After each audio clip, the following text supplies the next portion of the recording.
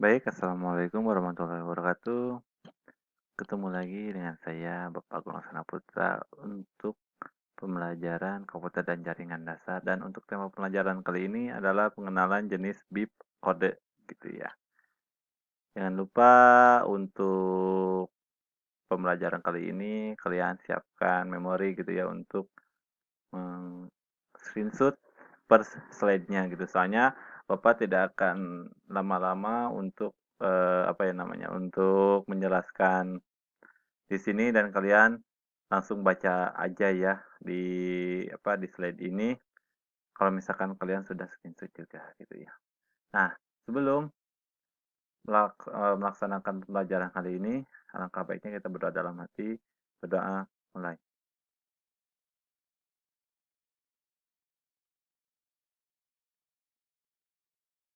selesai. Oke, lanjut. Nah, di sini ada jenis bit kode gitu ya. Jadi kode bit gitu ya. Bit kode merupakan hasil dari tes awal hardware yang dilakukan oleh BIOS komputer yang disebut dengan FOS. FOS itu artinya itu adalah Power on Self Test gitu ya. Yang disebut dengan FOS adalah tes yang dilakukan oleh BIOS komputer pada waktu pertama kali menyala. Nah, kalian bisa garis bawahi juga untuk BIOS itu ya, cara kerjanya itu jadi apa ya namanya langsung gitu ya. Kalau misalkan di komputer itu langsung menyalanya itu BIOS yang bekerja gitu ya, memastikan bahwa di rangkaian komputer kalian atau laptop kalian itu berjalan dengan normal atau ada masalah ya gitu. Memastikan semua perangkat keras berfungsi dengan benar atau dengan normal. Kedua, ada jika komputer berhasil melakukan FOS akan mengeluarkan suara beep ya, beep tunggal. Ya, jadi untuk suara beepnya itu kayak beep ya. Jadi suaranya itu nyaring langsung ke telinga gitu ya. Jadi apa namanya? Langsung menghiung gitu ya, menghiung ke telinga gitu ya. Kalau misalkan kalian belum pernah mendengar, coba aja kalian searching di YouTube aja gitu ya untuk mendengarkan suara beep pada komputer gitu ya. Nah, di sini juga beberapa produsen komputer BIOS mungkin berbunyi bip 2 kali gitu ya. Jadi untuk produsen komputer BIOS itu beberapa ada macam-macam juga gitu, ada yang satu, ada yang dua juga gitu ya. Sebagai tanda komputer menyala dengan normal. Oke. Lanjut di sini ada pengujian Word BIOS gitu ya. Jadi di sini ada kondisinya, ada gejalanya juga dan untuk satu bip pendek ada dan lain-lain gitu ya. Kalian bisa dilihat juga, jangan lupa di screenshot juga ya supaya kalian bisa langsung membacanya gitu ya. Di sini ada contoh satu bip pendek visi dalam keadaan baik. Ya, jadi untuk satu bip itu ada bip bip tak gitu. Jadi itu artinya berarti visi kalian atau komputer ya visi kalian itu baik gitu ya. Atau yang kedua itu adalah bip panjang. Ada problem di memori. Nah, itu jadi beep. Jadi ada gejalanya itu problem di memori visi kalian gitu ya. Lanjut. Coba kalian jangan lupa ya di SS ya, ini ya. Supaya kalian bisa dibaca-baca juga yang ke bawahnya juga sama seperti ya. Kalian baca juga ya nanti di screenshot juga gitu. Nah, di sini ada pengujian AMI BIOS gitu ya. Di sini ada satu bip pendek gitu ya. Ada DRMA gagal merefresh gitu ya. Dan selanjutnya juga ada sirkuit gagal mencetak keseimbangan DRAM parity sistem memori juga gitu ya. Dan macam-macam juga ada 13 apa ya namanya jenis bip gitu atau jenis kode bip juga gitu. Di sini ada kondisinya juga dan kalian bisa dibaca-baca juga. Kalau misalkan kalian belum ada yang paham, coba tanyakan langsung ke Bapak aja ya, nanti di WA. Lanjut, di sini ada pengujian IBM BIOS gitu ya. Nah, jangan lupa juga di SS juga, di sini ada kondisinya juga, tidak ada bip, power supply rusak, card, memori, atau RAM tidak terpasang. Nah, di sini juga kalian bisa di garis bawahi juga ada 3 bip pendek, sama juga ya, di sini ada power supply juga. Jadi, kalian bisa digarisbawahi kalau misalkan kalian tidak ada bip atau suara berarti jangan apa ya, jangan dibiasakan untuk oh ini untuk laptop atau untuk komputer itu atau PC ya. Kalian baik-baik aja, nggak itu ya, nggak seperti itu. Jadi kalian harus melihat di menu BIOS juga gitu ya. Nah, kalian di sini harus apa ya, baca-baca, sering-sering baca lah gitu ya. Langsung apa namanya, bolak-balik gitu ya. Soalnya untuk masalah ini kalian harus paham dulu gitu ya. Di sini ada 10 kondisi dan 10 gejala juga. Lanjut di sini ada pengujian Phonik BIOS. Nah, di sini ada bunyi bip. Tadi itu kan ada satu satu bip pendek gitu. Nah, di sini ada 1141 gitu ya. Jadi di sini juga untuk suaranya itu bisa langsung kedengeran gitu. Jadi maksud iya kedengeran sama juga kayak yang lain, cuman di sini langsung apa ya namanya, bisa kelihatan gitu ya. Jadi ada 1141 itu, oh suara bipnya itu kayak gimana gitu ya. Dan di sini juga ada 13 ya bunyi bip dan gejalanya juga gitu. Jangan lupa DSS juga untuk kalian belajar di rumah juga. Lanjut, di sini ada konfigurasi BIOS pada komputer. Konfigurasi di sini kalian bisa dibaca juga BIOS Basic Input Output System. Jadi untuk apa ya, basicnya itu basic. Basic untuk komputer itu adalah untuk menginput dan mengoutput atau masuk dan keluar sistem gitu. Merupakan perangkat lunak komputer yang berfungsi mengatur seluruh konfigurasi sistem komputer pada saat pertama kali dijalankan kinerja BIOS. Antara lain, nah di sini untuk BIOS itu ya, jadi merupakan perangkat lunak gitu ya, bukan perangkat keras gitu ya. Di sini kalian bisa dilihat juga ya, ada 4 kinerja atau cara kerja BIOS itu instalasi, menyalakan serta menguji terhadap perangkat keras gitu ya. Jadi untuk pengujiannya itu oleh BIOS gitu ya. Di sini adalah memuat dan menjalankan sistem operasi gitu ya.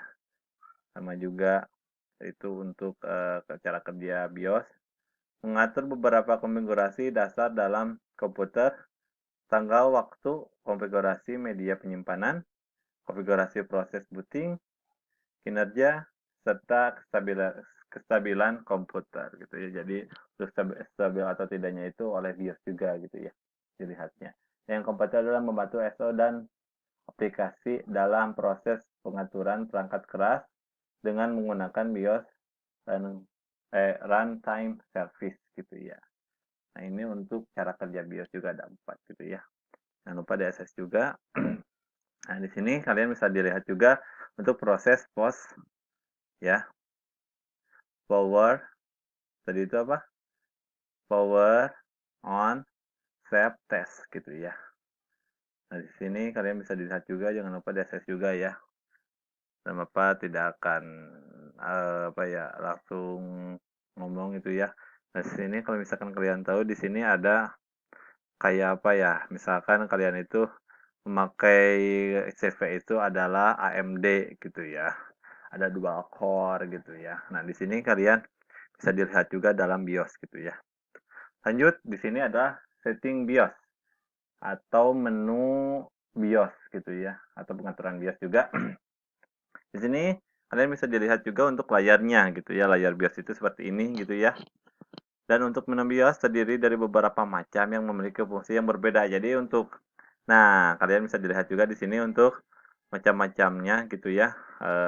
Menu gitu ya. Dan untuk berfungsinya itu berbeda-beda juga. Adapun bentuk tampilan menu BIOS terdapat berbentuk vertikal maupun horizontalnya. Di sini ada vertikal juga ya.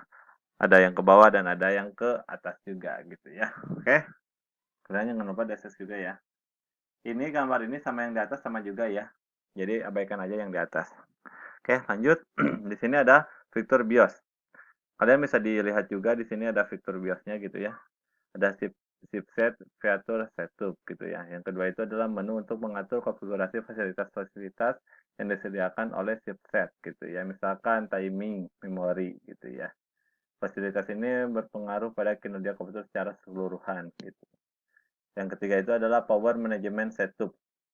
Menu untuk mengatur kinerja perangkat sehingga memungkinkan untuk menghemat energi komputer gitu ya. Jadi fitur BIOS itu banyak gitu ya untuk menghemat komputer, untuk apa ya, mengatur fasilitas yang dibuat oleh chipset gitu ya, atau yang di menu chipset gitu ya, banyak juga. Dan yang keempat itu ada VCI configuration gitu ya.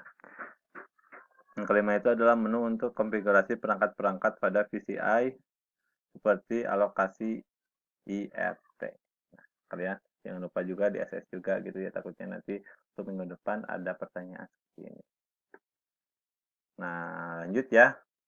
Di sini untuk mungkin kelanjutan ya. Kelanjutannya ini adalah integratif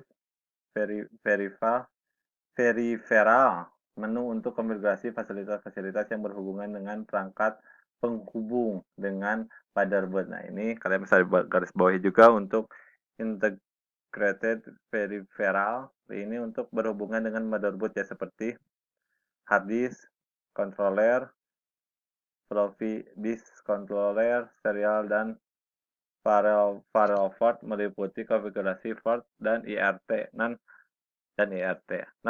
aktifkan yang tidak dibutuhkan untuk membebaskan IRT. Nah, di sini kalian kalau misalkan untuk melihat konfigurasi front dan IRT itu kalian harus mengaktifkan yang dibutuhkan untuk membebaskan IRT gitu. Jadi harus jangan dinyalakan gitu ya untuk melihat konfigurasi pada port dan IRT. Di sini juga ada sliding setup default menu untuk meningkatkan kinerja komputer secara instan. Apabila komputer berjalan stabil dengan setting ini dapat melakukan konfigurasi settingan tambahan. Yang ketiga adalah supervisor password menu untuk membuat password supervisor. Password ini berlaku untuk proses booting dan proses konfigurasi setup BIOS. Ya, yang terakhir itu adalah user password. Untuk membuat password ini hanya berlaku untuk proses booting, ya, booting saja dan tidak bisa digunakan untuk mengubah konfigurasi setup BIOS. Nah, kalian di sini juga ada yang selanjutnya itu adalah IDE SSD Auto Direction menu untuk mendeteksi parameter-parameter hard disk yang dikenali komputer seperti tipe, size, style, sektor, mode, dan sebagainya. Gunakan setting yes ya untuk form yang aktif dan settinglah no untuk form yang tidak digunakan. Nah, di sini ada ya, kalian bisa dilihat juga di sini untuk menggunakan settingnya gitu ya. Ada HDD low level format menu untuk melakukan proses format hard disk. Tidak semua komputer memiliki BIOS dengan fasilitas ini gitu ya. Yang ketiga adalah save dan exit setup menu untuk menyimpan sebagian kemungkinan perubahan konfigurasi setup dan keluar dari jenis BIOS. Terakhir adalah exit without saving ya, jadi untuk mau keluar tapi tidak di save gitu ya. Menu mengabaikan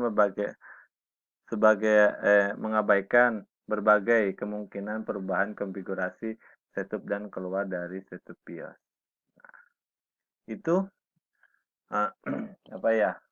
untuk materi pembelajaran minggu ini. Mudah-mudahan kalian bisa menyerapi apa yang Bapak sampaikan, dan jangan lupa di SS juga ya untuk kalian gitu ya. Dan untuk tugasnya itu kalian bisa bisa komen di video YouTube-nya supaya Bapak bisa tahu juga ya. Mungkin segitu dari Bapak. Mohon maaf apabila ada kekurangan kata, dan kalau misalkan kalian mau ditanyakan, langsung tanyakan kepada Bapak. Wabillahi taufiq wal hidayah. Wassalamualaikum warahmatullahi wabarakatuh.